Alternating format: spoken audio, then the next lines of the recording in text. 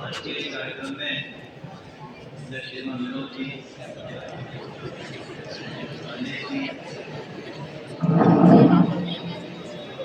आज के इस कार्यक्रम में उपस्थित आदरणीय विनोद जी, राजेश जी, आशुतोष जी, महानगर कार्यवाह देवेंद्र जी, रमेश जी, देवेंद्र जी और सांसद सत्येंद्र जी और शिशु मंदिर के प्रधानाचार्य जी, बहुत अच्छा लगा कि कदम से कदम मिलाने का प्रयास और अभ्यास होता है और जिस तरह से सिखाने वालों की भी प्रतियोगिता होती है, मैंने पहले ही देखा, पहली बार देखा। कभी सुना करता था अपने ही बच्चों से, क्योंकि वो मैं भी इसी सीरीज में से निकला हूँ और बच्चे भी निकले हैं इसी में से। वनस्थली का एक उदाहरण मैं आपको बता दूं। वनस्थली विद्यापीठ राजस्थान में है। वहाँ जब मैंने विद्या से पूछा कि आपकी प्रतियोगिता कैसे होती है, वो बीएड कर रही थी,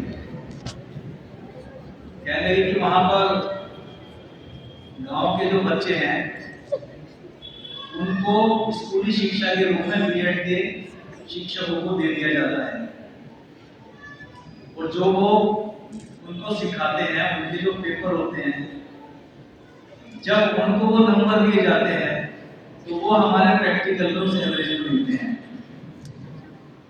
रमेश जी और देवेंद्र जी नंबर दे रहे थे, ध्यान में यही आ रहा था कि शिक्षक जितने निपुण हैं उतना ही वो सिखा पा रहे हैं।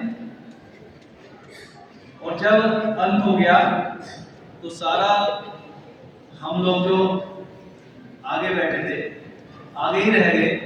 मैं रमेश जी से कह रहा था, क्या अब हमको भी आगे खड़े होकर प्रतियोगिता करनी पड़ेगी क्या?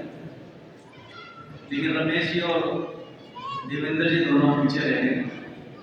सौभाग्य है हमारा कि हम ऐसे विद्यालयों में पढ़ते हैं